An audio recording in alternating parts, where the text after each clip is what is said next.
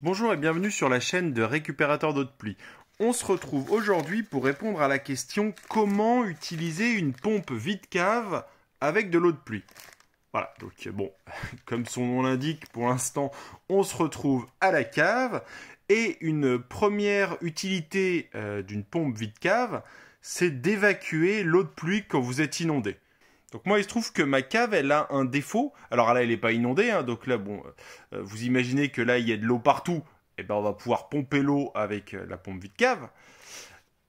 Et ça peut également servir à protéger la cave. Donc là, moi, j'en ai une qui protège la cave en cas d'inondation.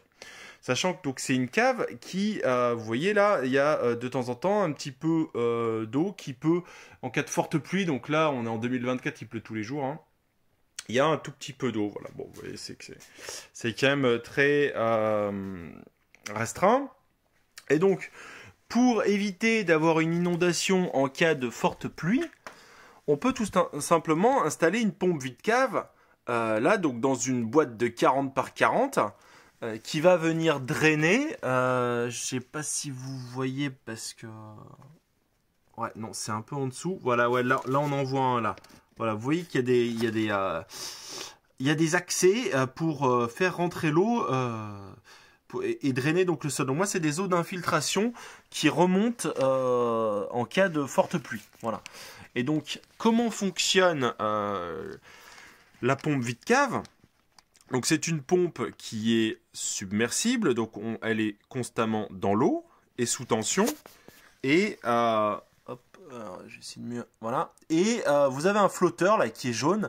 Et le flotteur, dès qu'il va atteindre une certaine hauteur, eh ben l'eau va être pompée et envoyée donc dans le tuyau de refoulement qui est ici, qui va donc, moi dans mon cas, vers l'évacuation. Donc pour simuler ça, j'ai pris un arrosoir plein d'eau. J'espère que ça va suffire. Et donc on va voir ce qui se passe quand l'eau monte.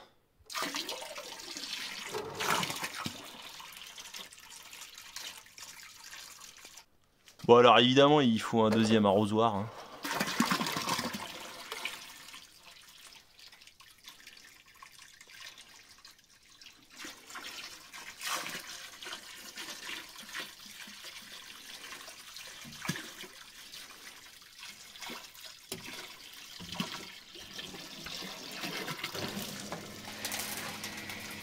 Et voilà. Donc là vous entendez, la pompe s'est déclenchée parce que le flotteur était suffisamment haut. Donc vous voyez qu'on peut pomper de l'eau assez chargée, hein. Hop. Et là ça a vidé. Voilà, ça a vidé. Parce que le noir que vous voyez là, c'est l'eau qui reste. Et donc, bien entendu, moi, ça pompe. Vous voyez qu'on a vu le fond. Et après, ce qui retombe, bah, c'est ce qui est dans le tuyau de refoulement, puisque je pense que j'ai un petit problème de valve anti-retour, mais qui, moi, dans mon cas, n'est pas très grave, parce que j'ai constamment en fait un petit peu d'eau, j'ai de l'infiltration constante, j'ai quelques centimètres d'infiltration de toute manière qui y a toujours. Voilà. Voilà, donc là vous avez vu le principe de fonctionnement d'une pompe vide-cave, hein. Donc c'est une pompe qu'il suffit de poser dans l'endroit où vous voulez pomper. Donc moi là elle est quand même un petit peu fixée, ce que je vous conseille de faire, parce qu'elle est là tout le temps. Il ne s'agit pas qu'elle soit tombée ou qu'elle ait bougé et que je sois pas là, puisqu'elle est là en tant que protection. Mais à part ça, elle a une petite fixation, vous branchez le tuyau de refoulement et vous la branchez électriquement, et il n'y a que ça à faire. Voilà. Et bien entendu, ça vous pouvez le faire donc pour protéger une cave, pour pomper donc de l'eau, on va dire un peu de l'eau d'inondation, on va dire, mais vous pouvez également très bien utiliser cette pompe-là pour transférer par exemple d'une cuve à une autre en automatique grâce à son flotteur. Là on a vu, hein, si vous voulez, dès qu'il y a de l'eau dans une cuve, vous l'envoyez dans une autre. Ou quand vous voulez remplir une cuve, eh ben, vous la branchez et on va aller le voir tout de suite. Voilà, donc cas numéro 3 pour utiliser une pompe vide-cave pour de l'eau de pluie. Ça serait donc là, moi j'ai une cuve qui est alimentée par la maison. Alors là, moi c'est pas une pompe vide-cave, hein, mais je l'utilise. J'aurais très bien pu utiliser une pompe vide-cave. Donc là, on voit que cette pompe-là, elle me sert, hop, j'ai le tuyau.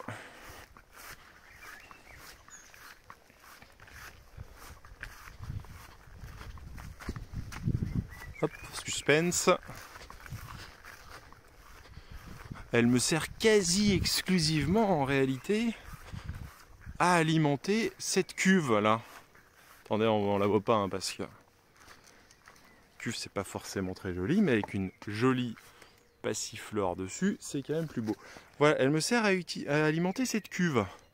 Et après cette cuve, hop, elle est utilisée pour le goutte à goutte en gravitaire. Donc là, moi, j'aurais très bien pu utiliser pour faire un transfert de cuve comme ça, utiliser une pompe vide-cave avec son flotteur. Donc je la branche et quelque part, je viens vérifier quand cette cuve-là est vide. Mais imaginons, alors c'est pas bien, ça use un peu, mais imaginons que je vienne 3 minutes trop tard et que je vois que cette cuve elle déborde, c'est pas très grave. Par contre, si jamais je viens trop tard et que mon autre cuve est vide, la pompe va fonctionner à vide. Donc c'est là où la pompe vide cave avec un flotteur est parfaite. Et en plus, avec un très fort débit, je vais aller très vite. Donc après, pourquoi moi je n'ai pas utilisé une pompe vide cave? Tout simplement parce que j'ai un grand jardin. Voilà, j'ai un grand jardin et la pompe vide cave, elle n'aurait pas eu une hauteur de refoulement suffisante pour tous les usages auxquels je voulais utiliser la pompe. Mais c'est un très très bon choix si vous avez un jardin qui est soit très plat, soit pas très grand. Voilà.